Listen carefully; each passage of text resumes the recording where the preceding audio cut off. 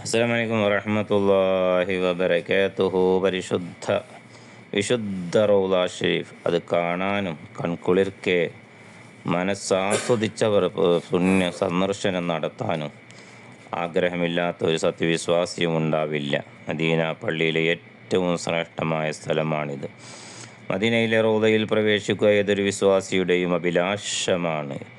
അവിടെ വെച്ച് നിസ്കരിക്കാനും ദുആ ചെയ്യാനും ശ്രദ്ധിക്കണം. കറാഹത്തിൻ്റെ സമയമായ അസർ നിസ്കാര ശേഷമോ സുബഹിൻ്റെ ശേഷമോ റൗളയിലെത്തിയ ആൾക്ക് തഹിയ്യത്ത് നിസ്കരിക്കാം. ഖളാഅായ ഫർളോ മറ്റ് സുന്നത്തുകളോ വീട്ടാം. അല്ലാത്ത നിരുപാധിക സുന്നത്ത് ഈ സമയം പാടില്ല. മാ ബൈന ബൈത്തി വ മിമ്പരി റൗളത്തും മിൻ റിയാദിൽ ജന്ന. തൻ്റെ മിമ്പറിൻ്റെയും വീടിൻ്റെയും ഇടയിലുള്ള സ്ഥലം സ്വർഗത്തോപ്പാണ് എന്നാണ് പറഞ്ഞിട്ടുള്ളത്. പ്രത്യേക കാർപ്പറ്റും തൂണിൻ്റെ അടയാളങ്ങളുമുള്ള ഈ സ്ഥലത്തിന് 22 മീറ്റർ നീളവും 15 മീറ്റർ വീതിയുമാണ്. റൗളയിൽ 19 തൂണുകളുണ്ട്. 3 മക്ബറകളും സ്ഥിതി ചെയ്യുന്ന ഹുജ്റ ഷരീഫിയും റൗളയിൽപ്പെട്ടത് തന്നെയാണ്. സ്വർഗത്തോപ്പാണെന്നതിന് പല വ്യാഖ്യാനങ്ങളുമുണ്ട്. അഥവാ ഒന്നാമത്തത് സ്വർഗത്തിലേക്ക് ഈ സ്ഥലം ഉയർത്തപ്പെടും. രണ്ടാമതായി പറഞ്ഞാൽ ഇവിടെ വെച്ചുള്ള ഇബാദത്തുകൾ സ്വർഗത്തിലേക്ക് എത്തിക്കും. മൂന്നാമത് എപ്പോഴും റഹ്മത്ത് ഇറങ്ങും.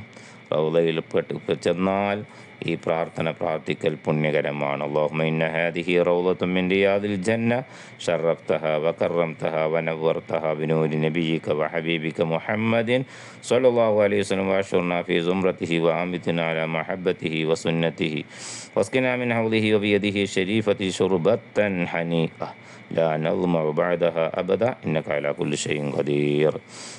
കുറേ മിഹ്റാബുകളുണ്ട് ആ റൗളയിൽ. മസ്ജിദ് നബിയിൽ അനേകം മിഹ്റാബുകൾ കാണാം. ഒന്നാമത്തത് മിഹ്റാബ് നബി സല്ലല്ലാഹു അലൈഹി വസല്ലം നിസ്കരിച്ചിരുന്ന സ്ഥലമാണിത്. ഇന്നുള്ള രൂപത്തിൽ മിഹ്റാബുകൾ പിന്നീടാണ് നിർമ്മിച്ചത്. രണ്ടാമത്തെ മിഹ്റാബ് ഉസ്മാൻ റളിയല്ലാഹു അൻഹു വികസിപ്പിച്ച ഭാഗത്ത് താൻ ഇമാമായി നിന്ന സ്ഥലത്തിന് മിഹ്റാബാണത്. മൂന്നാമത്തത് മിഹ്റാബ് തഹജ്ജുദ് നബി സല്ലല്ലാഹു അലൈഹി വസല്ലം തഹജ്ജുദ് നിസ്കരിച്ചിരുന്ന സ്ഥലവും ഫാത്തിമ ബി റളിയല്ലാഹു അൻഹയുടെ വീടിൻ്റെ വടക്കുമുള്ള മിഹ്റാബാണിത്. പച്ചക്കുബ്ബയെക്കുറിച്ച് പറയുകയാണെങ്കിൽ മസ്ജിദ് നബിയുടെ തെക്ക് കിഴക്കായി വിശുദ്ധ മക്ബറകളുടെ നേരെ മുകളിലാണ്. പഴയ കാലത്ത് തന്നെ പല വിധത്തിലായി ഇവിടെ കുബ്ബയുണ്ട്. AD 1279 എന്നുള്ള രൂപത്തിൽ കുബ്ബ നിർമ്മിക്കപ്പെട്ടത്. ആദ്യം മരം കൊണ്ടായിരുന്നു നിർമ്മാണം. 1818 കുബ്ബക്ക് ഈയം കൊണ്ട് ആവരണം നൽകപ്പെട്ടു. ഈ കുബ്ബക്ക് ആദ്യം വെള്ളയും ശേഷം നീലയും ആയിരുന്നു നിറം. 1837 പച്ച നിറം നൽകപ്പെട്ടത് എന്നാണ് ചരിത്രത്തിലുള്ളത്. പള്ളിക്കുള്ളിലുള്ളവർ ഹുജ്റ ഷരീഫിലേക്കും പുറത്തുള്ളവർ പച്ചക്കുബ്ബയിലേക്കും നോക്കൽ സുന്നത്തുണ്ടെന്ന് പല ഇമാമുകളും പറഞ്ഞിട്ടുണ്ട്. വെള്ളക്കുബ്ബയെക്കുറിച്ച് പറയുകയാണെങ്കിൽ പച്ചക്കുബ്ബയുടെ അടുത്തായി വെള്ളക്കുബ്ബ കാണാം. മിഹ്റാബ് നബി സല്ലല്ലാഹു അലൈഹി വസല്ലം, മിഹ്റാബ് ഉമർ റളിയല്ലാഹു അൻഹു, മിഹ്റാബ് ഉസ്മാൻ റളിയല്ലാഹു അൻഹു എന്നീ 3 മിഹ്റാബുകൾക്ക് നേരെ മുകളിലാണ് വെള്ളക്കുബ്ബ നിർമ്മിക്കപ്പെട്ടിട്ടുള്ളത്. ആ കുബ്ബക്ക് ചുറ്റുമുള്ള ചെറിയ 170ഓളം ചെറിയ കുബ്ബകൾ വേറെയുമുണ്ട്. ദ്വാരങ്ങളുടെ ഇവ നിർമ്മിക്കപ്പെട്ടതിൽ പല ലക്ഷ്യങ്ങളുമുണ്ട്.